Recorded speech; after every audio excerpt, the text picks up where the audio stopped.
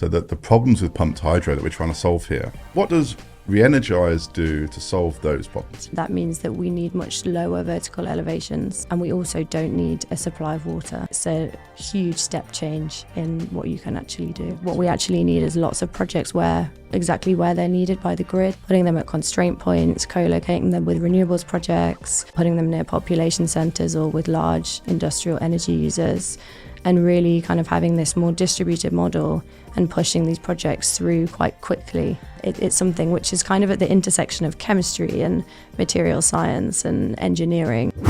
Hello everybody, Quentin here, and this week we've got Lizzi Gold on from RheEnergise. Now this conversation's interesting for a couple of reasons. Firstly, we're talking about a new way of thinking about pumped hydro, and the term for it is high density hydro. So get that in your brains. And then the second thing is Lizzie's a real chemist who really understands materials and all the stuff that goes into this new technology.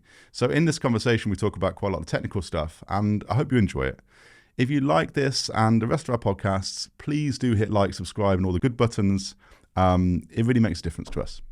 All right, let's jump in.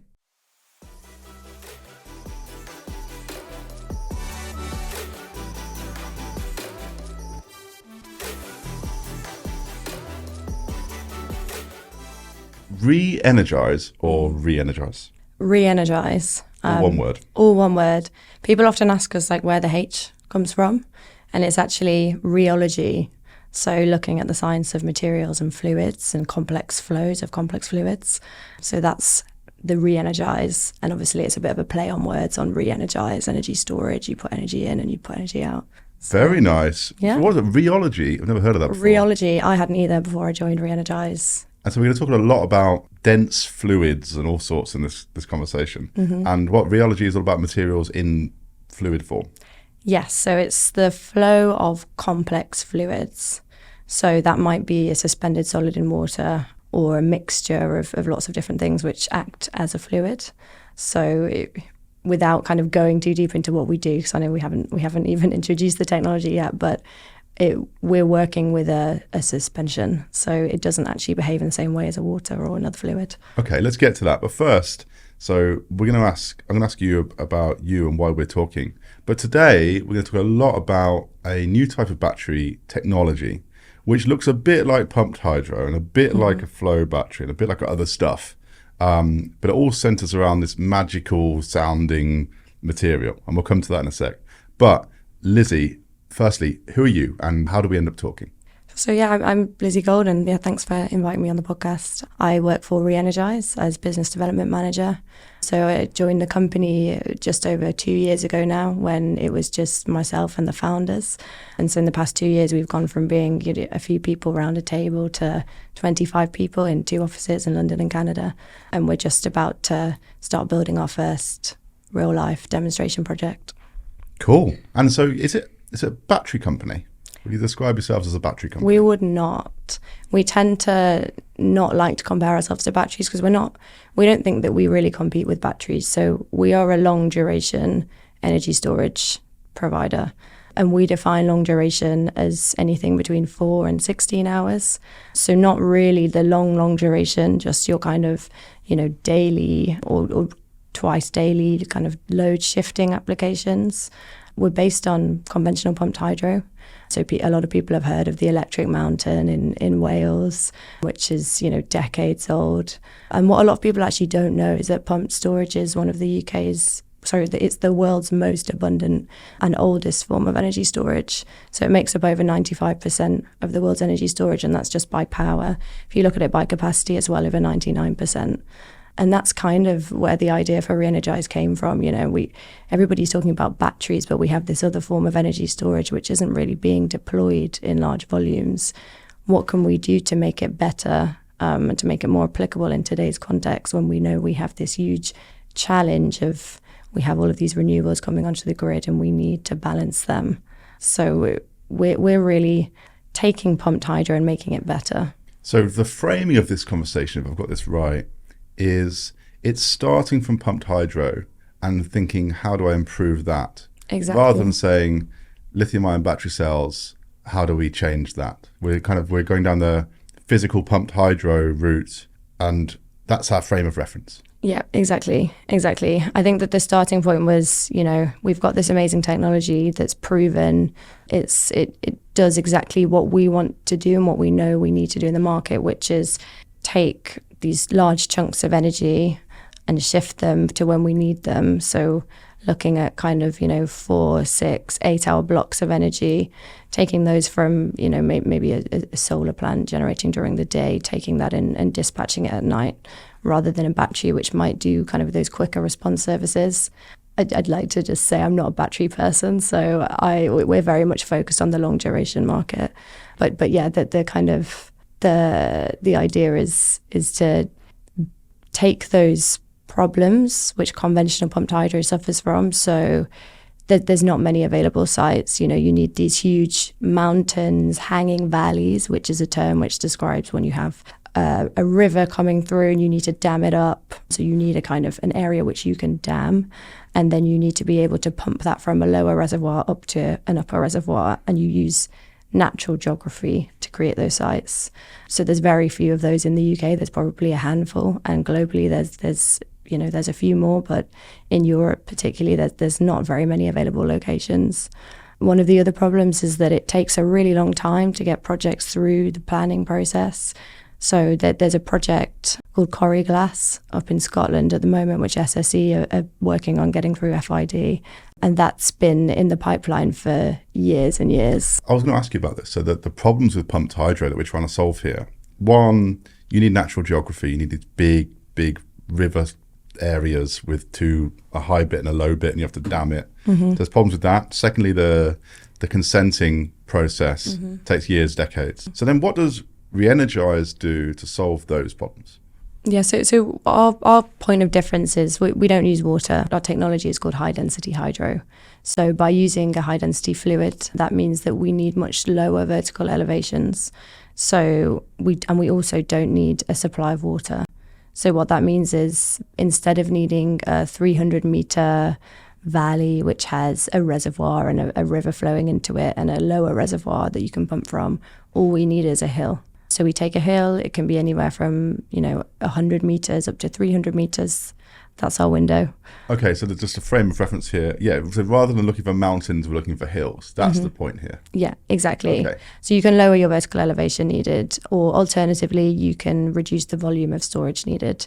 And so when I say volume of storage, that's the size of the tanks that we have in a project. We tend to talk about it in terms of the vertical elevation because it increases the number of sites available by an order of magnitude. So in the UK, we did a GIS study, so looking at what are kind of key criteria for a site and how many are there. What does GIS stand for, by the way? Geographic Information Systems. Okay. Yeah. So we did a GIS study and we looked at how many sites are available in the UK, and there's about 6,500.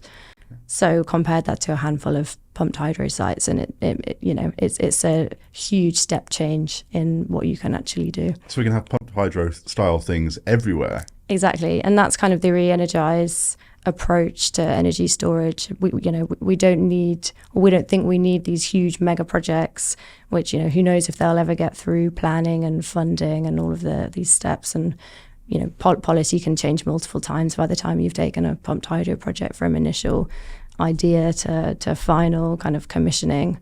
We think, what we actually need is lots of projects exactly where they're needed by the grid. So putting them at constraint points, co-locating them with renewables projects, putting them near population centres or with large industrial energy users, and really kind of having this more distributed model and pushing these projects through quite quickly.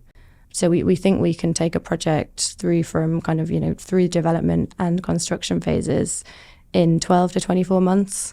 We recently got planning on our first large-scale demo, and we got that in 6 months. Congrats, man. Thank you. Huge. Yeah. So if I've got this right, what we're saying here is pumped hydro is a great technology, but you can only put it in a handful of places in the UK because you need mountains and rivers and all that stuff. But if there was a way, and by the way, it takes ages to get consents anyway, but if there was a way we could do pumped hydro, but in kind of less height between the tanks or the reservoirs, and put it in lots of different places, 6,500 across the country and more internationally, then that would mean pumped hydro has got a different kind of future. But the secret sauce for Re-Energize is rather than using water, you use this very mysterious fluid. So what is this thing? It sounds like that is key, right? Because that's the thing that means you can go from mountains to hills. But I want to dig into how it works, how expensive it is, how it compares to other stuff. Is it going to wreck the environment? All that stuff. Sure. So we always refer to it as a fluid, but it is actually a mineral, which we suspend in water. So we take a mineral, we grind it up very fine, and we introduce some additives to the suspension to ensure that the fluid can last the life of a project, which is, 40, 50, 60 years. The mineral, whilst I can't say what it actually is, because that's our kind of secret sauce, it's available in pretty much every territory globally. So it's very abundant, which obviously is something which the lithium supply chain struggles with, and that's kind of a well-known, issue. Shots fired. Yeah, I'm so sorry. So I thought, like, okay, this is a suspension of fluid and it's got this mineral in it, but you can't say what the mineral is. But it's a mineral that's abundant, got plenty of it, and I'm assuming it's not something that is particularly scary. It's not scary, so you'd find it in, something like the medical industry. It's used and given to humans. And I'm not going to say anything more than that, but it's essentially, it's completely benign. And, we've tested our fluid in labs to ensure that it's non-toxic and it won't do any harm if it spills into the environment, because that people always say, well, what if there's a spill? And it is essentially, it's just a mud. So it wouldn't be nice, but it's essentially like you've released a lot of mud into the environment. Yeah, that's it. But you can't tell us on this podcast what the mineral is. I cannot. Okay. So it's a mineral with some additives. So let's compare, because the pumped hydro solution with water is very easy to explain. You can do it on the back of a kind of beer mat in 2 seconds. You've got low reservoir, high reservoir, and you pump between them, and that makes electricity. So, or when it comes down the hill. So when we replace water with what's the fluid called? Has it got a name? We just call it a high density fluid at the moment, but sometimes, we call it R19. And there's quite a funny story about that, because it was invented in 2018. So we wanted to call it R18 for Re-Energize 2018. But R18 is actually a Japanese porn website. So we ended up calling it R19. Nice swerve. Yeah. Very, very good swerve. That could have been the end. Yeah, I know. We were like, how do you know that? Who knew that it was a Japanese porn website? Well, there's people out there. Yeah. All right, so R19. And R19 is better than water because it's more dense. So how much more dense? If we have like a litre of water or a litre of R19, what's the kind of difference? It's 2.5 times denser. I actually brought some in my bag. Oh, let's have a look. Let's have a look. You can do the test. All right, so, okay. For those who are listening, I'm holding 2 kind of jam jars. One of them is obviously water, I hope, unless this is a plant. It is. One of them's much heavier, you're right. That's a good start. We talk about it like Nesquik. So does it smell? It actually, that one won't smell. We use biocide in our fluid when we have the additive in it, so that we don't get bacterial growth and things like that. But I can confirm it is definitely heavier. Yeah. And the idea is, so rather than using the water, we use this and all the normal pumped hydro stuff, and it is much more efficient with space. How much does it cost? So I know how much water costs, basically zero. How much does that cost in comparison? So we don't actually have a price in kind of, pounds per ton, pounds per meter cubed, because it really depends on the supply chain. So the cost of it is probably, roughly a third raw material, a third logistics, and a third crushing and grinding. It's got a bit of a glimmer to it though, hasn't it?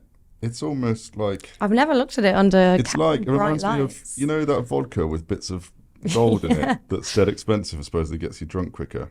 It reminds me of that a little bit. Yeah, I mean, maybe we've got it. People often think it's chocolate milk. They go, at conferences, I'm a bit thirsty. The problem is, so these pumped hydro projects with this in, are they covered? Or is it... Yeah, they are. They're totally covered. I was gonna say, if you looked at a landscape and you saw a big reservoir of that, you might be a bit put off. Exactly. Feels a bit end of the worldy. So we've got a lot of really clever fluid dynamicists, which I think is such a good job title, in our facility in Montreal. So we have, our team is split roughly 50-50 between London and Montreal, and all of our engineers and technology development happens there in our technology centre. I'm going to smell it. Oh, it doesn't smell. No, it doesn't smell. It doesn't smell of anything. No, it doesn't smell. What an anticlimax. Totally benign. Yeah, okay, right. Yeah, it does look like chocolate milk. Yeah. We've done a lot of work looking at how that behaves inside a kind of mechanical system. So we've actually just finalised the design of our first turbine, which is our kind of high-density turbine, which will be used in the demonstration project, which is down in Plymouth. Well, that was my next question, right? So moving water around pumps and turbines and things, it's all kind of pretty straightforward. Everybody knows how to deal with water.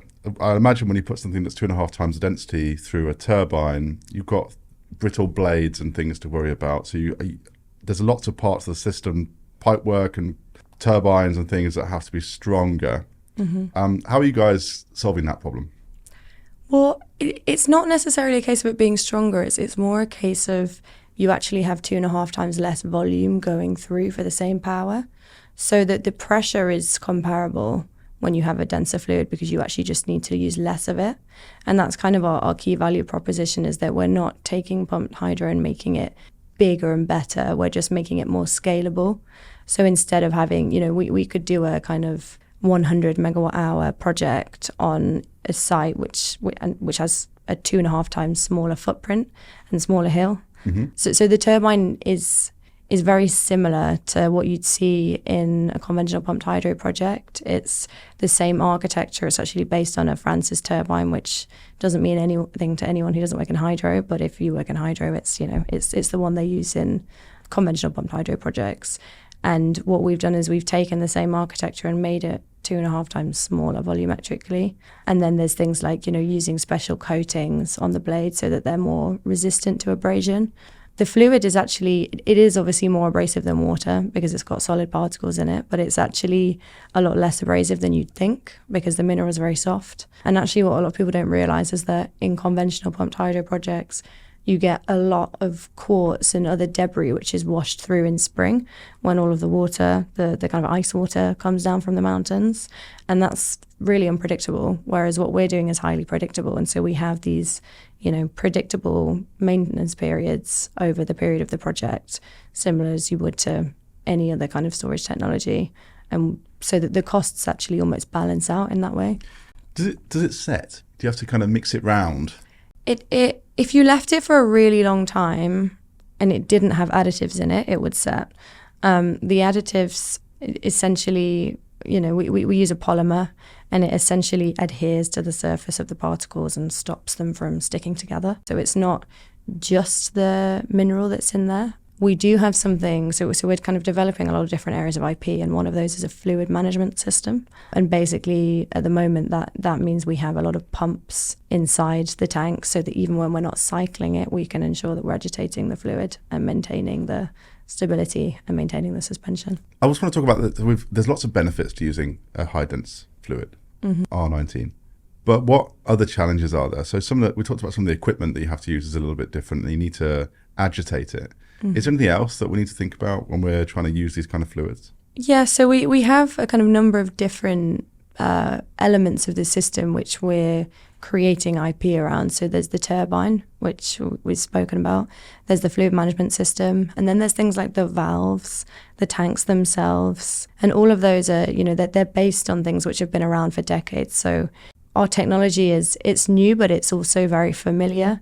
It's pumping, it's turbines, it's tanks. We're not, doing anything particularly groundbreaking in any one field, but when you put them all together, it's something which is kind of at the intersection of chemistry and material science and engineering. So we've brought together quite a lot of people within our team who may not have worked in that way before. We're asking the chemists to, we'll look at the density and run it through a turbine, and that's something that they've never really had to think about before. So it's quite an interesting intersection of skills, and I think that's where the real kind of innovation is coming from.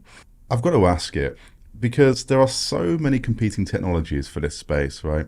And so we have traditional. We've got flow batteries, which are pretty advanced, but still, there's many pilot projects. There's not really big ones that are being built just yet. We've got things like rust batteries. We've got some folks are peddling hydrogen storage. There's loads of competing technologies looking to access this long duration storage space. Oh, and then of course, then there's the lithium ion people who say, you know what, batteries can do it. Battery cells can do it. So where does Re-Energize on R19 as a solution sit against the rest of the competition? It's a bit of a naughty question, really, because the world of long duration is still figuring itself out. But how are you framing the thinking around that? Yeah, I mean, I actually quite like the question because I think, a lot of people think you've got short duration, which is, really dominated by batteries, and then you have long duration, and a lot of people think that's hydrogen, it's the rust iron batteries, so kind of multi-day or even seasonal storage, whereas we're saying, well, no, we're really kind of medium to long, depending on who you ask. And we sit in the 4 to 16 hour window, so you're looking at kind of daily load shifting activities. Our cost profile is quite similar to that of like vanadium flow batteries and conventional pumped hydro, but we're a lot more scalable than conventional pumped hydro, and we have much better round trip efficiencies than vanadium flow batteries. So we kind of sit somewhere in the middle. What does that mean, better round trip efficiencies? So is it in the 70s percentages? We think that we can hit 80%. 80%? Yeah, and that's comparable to what you see in, mature pumped hydro. So we're using the same turbine. Based on the testing that we've done, it indicates that we can achieve those kind of efficiencies. I think vanadium flow is somewhere like 65%. We're slightly limited, but 100 meters is a hill that you can find pretty much anywhere. So if you think... you don't get evaporation. No. Like you do in traditional pumped hydro. Yeah. So if everything else is the same, the round trip efficiency should be slightly higher than pumped hydro. Exactly. It's interesting because just to kind of go back to what you said about how do we fit into the long duration storage landscape. There was a really interesting study done earlier this year which looked at the duration of storage that you need in an energy system dominated by wind, and then looking at an energy system dominated by solar. So wind being very similar to the UK, and somewhere dominated by solar being somewhere like Spain or Australia or, Chile, which are coincidentally all markets that we're looking at. And it says, in the UK, where you have a lot of wind, 60% of your storage will probably be under 24 hours in terms of the duration. If you look at somewhere like Spain, 90% of your storage would be under 24 hours. So when you're looking at those kind of daily load shifting activities and trying to, take solar energy from when it's produced in the middle of the day and shift it to the evening when people are using it, that's really where we think our technology fits really well. And actually in the UK, replacing things like gas peaking plants, which have typically done those type of blocks and moving those kind of blocks around.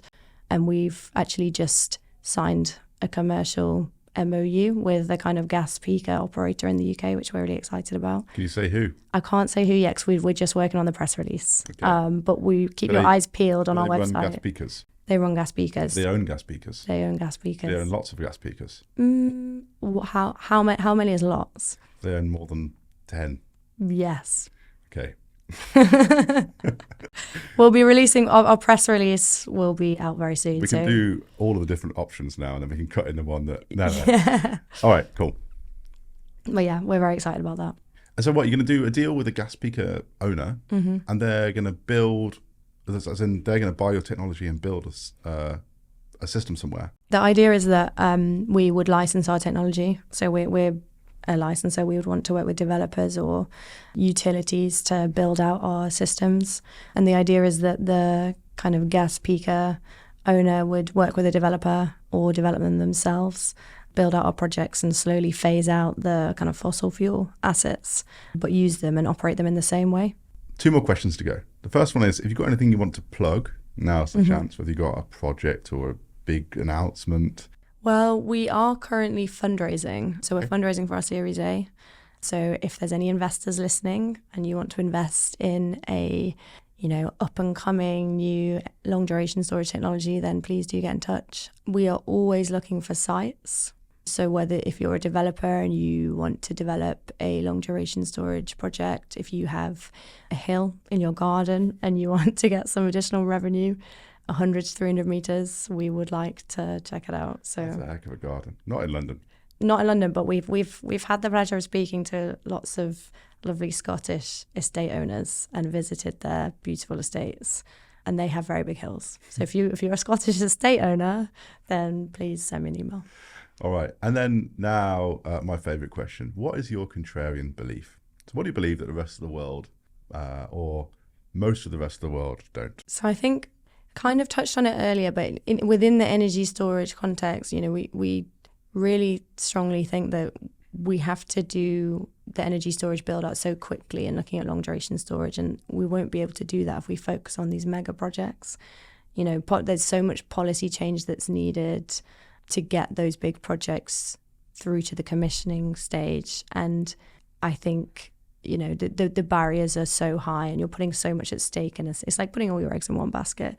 So we'd really like to say, just why don't we build out lots of small projects on a distributed model and do it really quickly and actually make an impact? And that's kind of what we've built the company around. All right, okay. Lizzie, I want to say a massive thank you for coming on the podcast.